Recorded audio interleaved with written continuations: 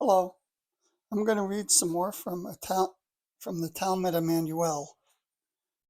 I'm going to be covering Emmanuel. The picture of Emmanuel on the next page. The picture of Emmanuel, falsely called Jesus Christ, was made by Christian Krukowski in 2004, according to a pen and ink drawing by the female beamship pilot Samyase, resident on Era in the star cluster of the Pleiadian, about 500 light years away from the Sol system. The spelling of Emmanuel with a J does not correspond to a spelling error, because according to the information of the Pleiadian, the name comes from their forebears, who, in written language, wrote the name Emmanuel in the aforementioned form. The portrait of Emmanuel, on the next page, was made by Samyase on December 31st, 1975, according to old pictures from the time of his work in Palestine. These old pictures of Emmanuel, which are in the possession of the Pleiadian, prove that a completely wrong picture of him has been made on the earth until now. Image comparisons with the portrait in the so-called Turin shroud, held by the Vatican, clearly show that the picture represented here is not identical with the facial features, etc., of the image on the shroud, which is supposed to show Emmanuel's image during the time of powerlessness after being nailed to the stake.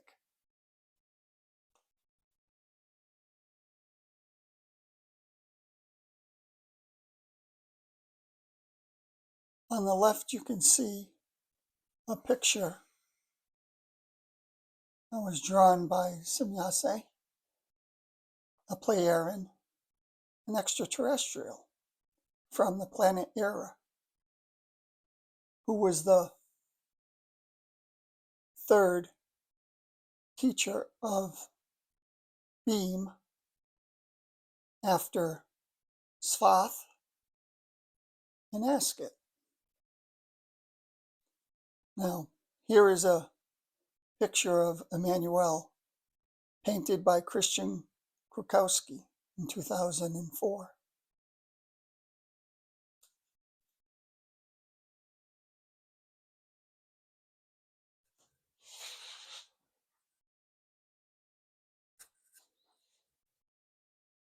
In 1963, this is the foreword.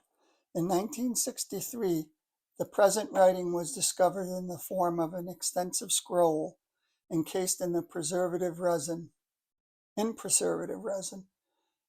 namely by me, Billy Edward Albert Meier, called Beam for short, according to the first letters of all my names. In addition to the scroll, which, after Emmanuel's passing away, was brought from India to Jerusalem by his oldest son, Joseph, and was hidden in the tomb cave under a stone slab. There was also a few objects there. One, for example, was a partially broken, small, red, human clay figure, which dates back to ancient India, as archaeologists discovered. The second object was a see-through piece of mica, selenite gypsum, which Emmanuel's procreation father, Gabriel, had discovered in the midst of ancient Persia, had taken and had handed over to Emmanuel as a keepsake when he was 10 years old. The boy guarded the treasure as a memento of his procreation father, Gabriel, during all his lifetime well into old age. Consequently, he then also took it along to India. See photos on the following pages. These two mementos are kept with the figure.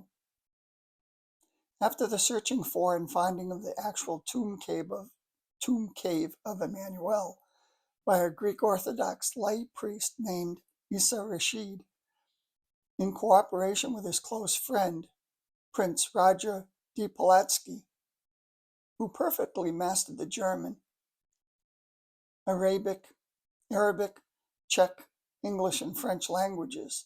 The two of them then showed me the way to the tomb cave, where I examined everything carefully and eventually found the scroll as well as the objects. Written in the literary language of Old Aramaic, it was buried under a flat rock, inlaid in the actual tomb cave of Emmanuel, falsely called Jesus Christ. Isa Rashed and his friend Prince Rashed Polatsky searched for more than 6 years for Emmanuel's tomb cave. Before the search was successful, the actual finder of the tomb cave then was a Greek Orthodox priest whose name, unfortunately, should primarily not be mentioned per his wish. He feared, and rightly so, as evidenced later, that he would be persecuted by Christian as well as by Jewish religious fanatics, and perhaps even killed by assassins, which then years later also proved to be true, unfortunately.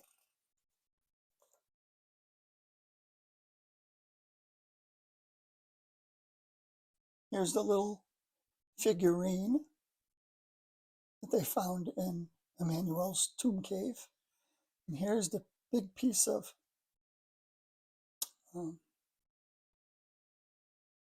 like mica. Let me look back. Gypsum selenite or mica that was given to Emmanuel by his real father, Gabriel, an extraterrestrial. The author of the scroll was a contemporary and disciple of Emmanuel, who is known under the name Judas Iscariot, and who is wrongly called Judas Iscariot, and has been denounced for about 2,000 years as the traitor of Emmanuel, although he had nothing to do with the betrayal, as this horrible act was truthfully orchestrated by a Pharisee's son named Judas Iscariot, where this name is indeed pronounced as Judas Iscariot in German, which is different than Judas Iscariot.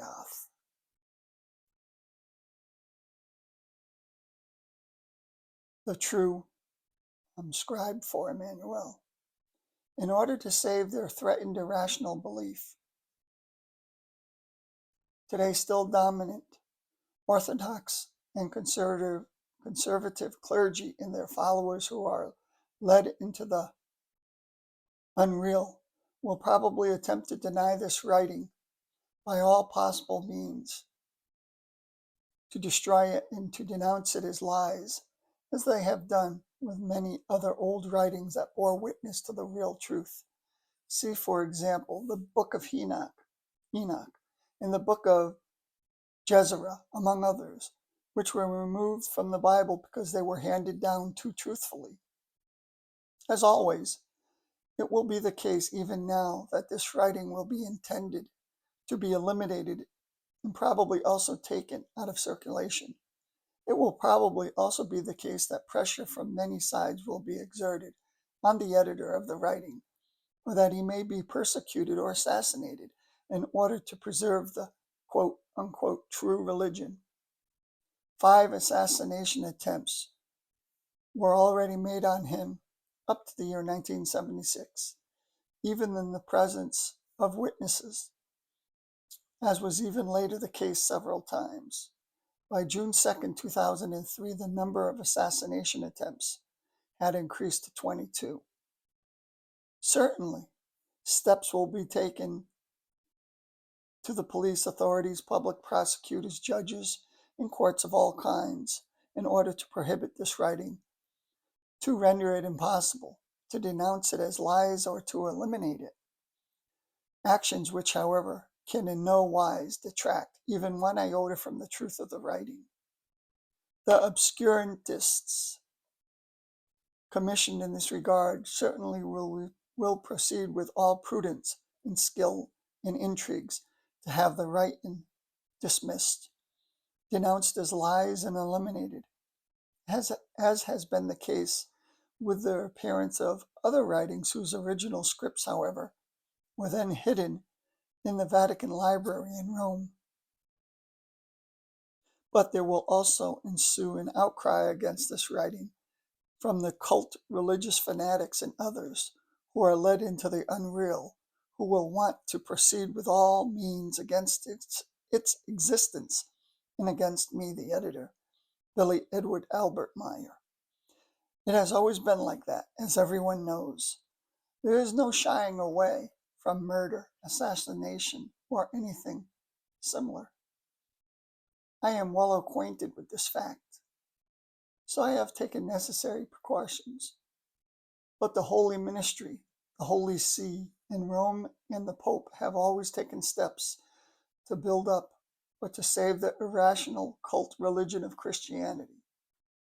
In this connection, the readers need only to think of the Inquisition, ordered by the Holy See, through whose command millions of human beings in Europe alone were brutally slaughtered, tortured, and murdered.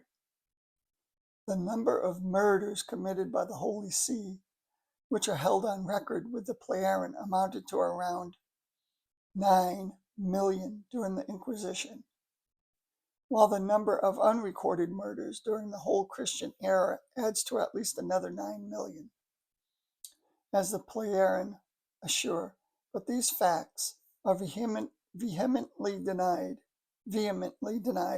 by the earthly chronicles and the Catholic Church history, and the number of all those murdered in the name of Jesus Christ, love, and justice is set very much lower. This translation clearly shows that the cult, religious, Christian, irrational teachings are devoid of any truth, and that they are the irresponsible machinations of scrupulous creatures, some of whom were hired by the Holy See. Others were lacking understanding and fanatical, as well as delusional in consciousness or greedy for might. Human beings who, without hesitation or scruple, led humanity into confusion for thousands of years, shedding the blood of millions through murder. That is not all, however, because the successors of these murderous and scrupulous creatures created over the centuries and over 2 millennia an enormous cult religious might, capable of controlling the majority of the earthly human population. In the course of past millennia, the cult religions ruthlessly and through bloody and brutal murders fought their way to become the most powerful might on earth, to which even brutal and dictatorial governments bowed down and still bow down today. Cult religion, the most sordid pretext of most powerful might under the name of false and mendacious love that literally walks over dead bodies without hesitation or scruple. Backed by the false teaching of the New Testament, the Christian cult religion meddles in the politics of all countries. Moreover, it is not embarrassed to interfere in the most intimate family life of human beings, even in the bed of marriage partners, in order even there to attack and drag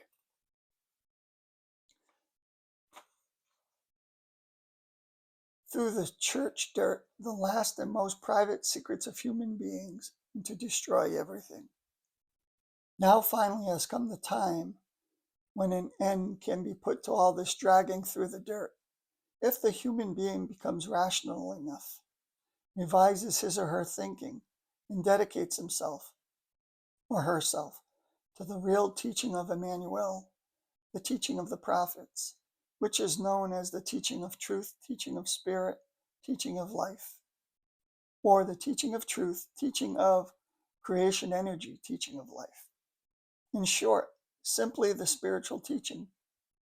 In all likelihood, those who have bashed their heads against the brick wall of the cult religion's deceitful insanity and are therefore no longer capable of normal and rational thinking will fight and rebel against it by all means, and yet their desperate fight will be in vain, because the truth will be stronger than any cult religion insanity or dirty lie, even if these have been in existence for thousands of years. The dirty lies of the cult religions will now be shattered and destroyed for good, no matter how much the cult religions and all their followers and proponents rebel against it. The truth will only finally be able to win if the human beings of the earth veer off from their God delusion and turn to the effective reality in its truth, even though the real truth must be attained through great struggles. In this, just as it is written in the writing, which says that the truth can bring about a worldwide catastrophe. If it really breaks through, and if the human beings living in the religious belief delusion grasp the effective truth and finally begin to think. The truth, however, is of necessity and must no longer be hushed up. A catastrophe will be understandable, though if one considers that in general, all cult religions have attained immense might, which so far has enabled them to suppress, with all murderous and sordid means, all truths directed against them. They will again attempt to do this, and this time they will not even shrink back from murder, as has always been the case continuously in all past time. For this reason, even I, as editor of this writing, run the risk of being persecuted by order of the cult religions or of private fanatics and sect members, etc., in order perhaps to be murdered or handed over to the courts. From all this, may the human being of earth at last realize what the cult religions are, and with what body and with what bloody means they act against the truth. They are only able to assert themselves over human beings enslaved in any consciousness-based relation by violence, gevalt, and by might, as well as over dead bodies. Here it must be pointed out emphatically that followers and supporters of the true teaching of Emmanuel are just as much at risk as I myself am.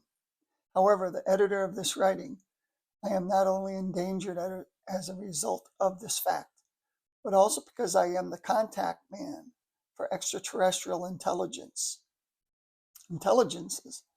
and for very high spirit forms of higher levels, who transmit to me a lot of data with regard to the true teaching of the prophets.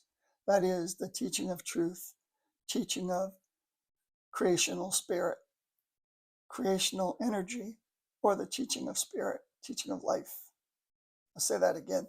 The teaching of truth, teaching of spirit, teaching of life, which is now the teaching of truth, teaching of creation energy, teaching of life, or the spiritual teaching, which I disseminate again in an unfalsified form, thereby exposing the lies of the cult religions, which will lead to their slow but certain eradication. The discoverer of the tomb cave and translator of the original scrolls of this writing was equally endangered.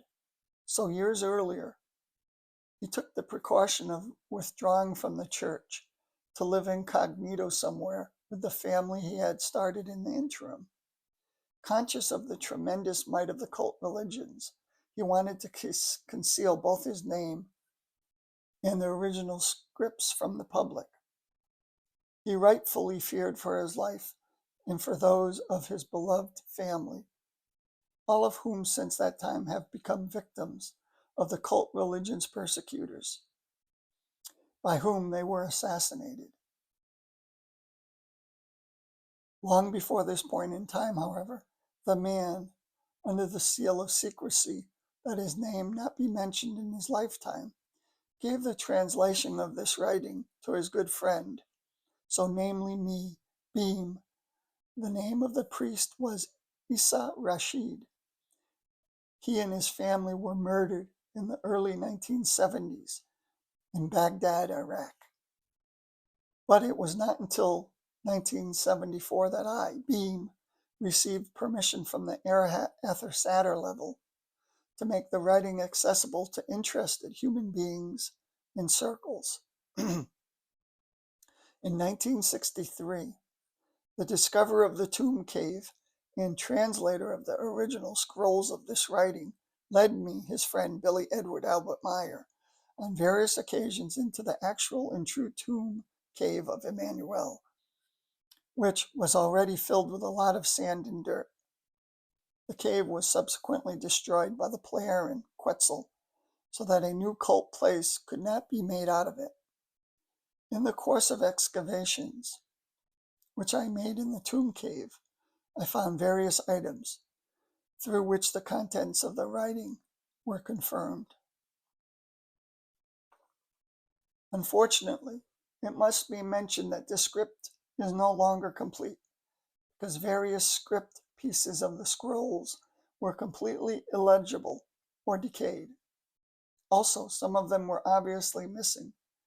Nevertheless, what was preserved bears shocking witness that in the course of 2 millennia, an infamous cult religious irrational teaching, a web of lies without equal, has been made around the person of Jmmanuel in order to build up a cult religious might and scrupulously enslave human beings in a consciousness and faith-based manner.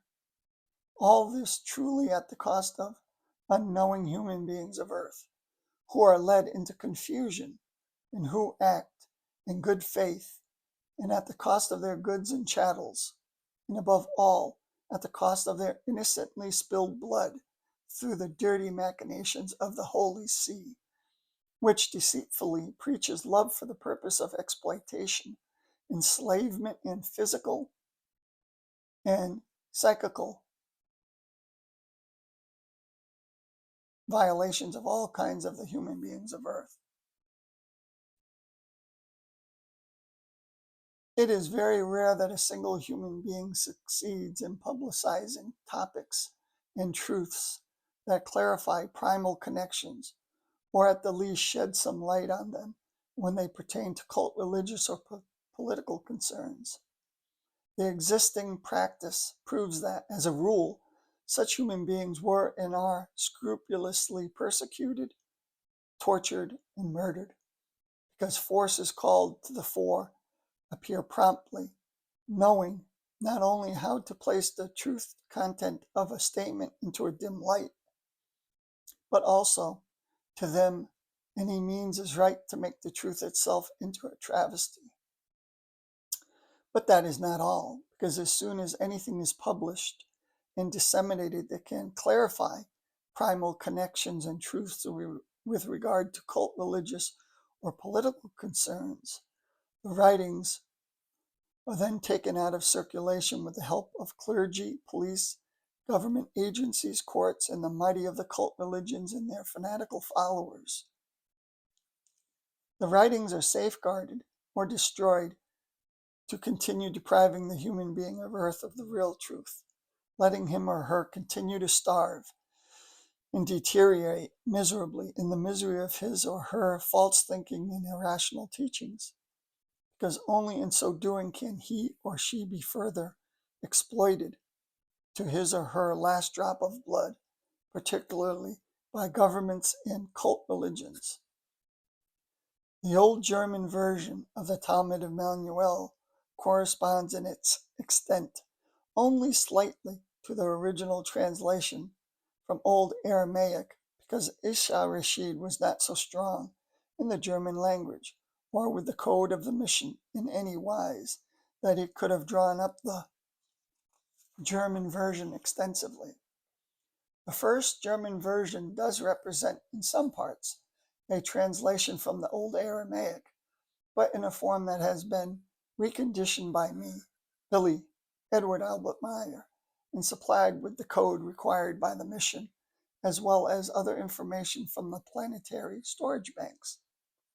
However, during this processing, I did not yet know that Isa Rashed had translated only a very few things from the scroll, and moreover, had simply taken over many things almost verbatim from the New Testament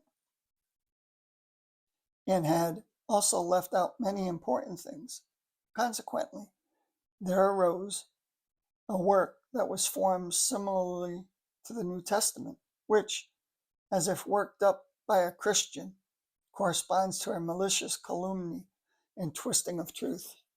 The now present New German version of the Talmud Emmanuel, which replaces the first edition issued in 1975 in Hinwil, February 24th, 1975, in cooperation with the female Playerin Semyase, is a product that has been worked out in style and in sentence formation, together with the Playerin linguists and the Playerin Patah, as well as with the pure spirit level Arahat, Athersata, and Beam, but with a certain, yet only small part of the work able to be regarded as a translation work of Isha Rashed.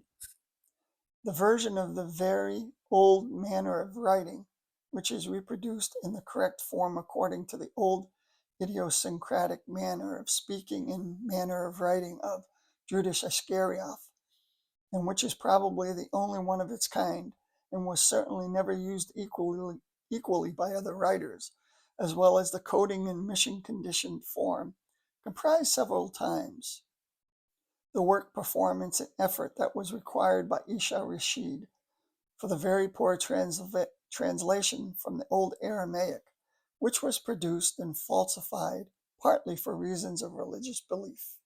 Billy Edward Albert Meier. And here's a picture of Prince Roger D. Polatsky with a young lady, maybe his granddaughter, oh no, his daughter, Isha Rashed, and Beam, Billy Edward Albert Meier.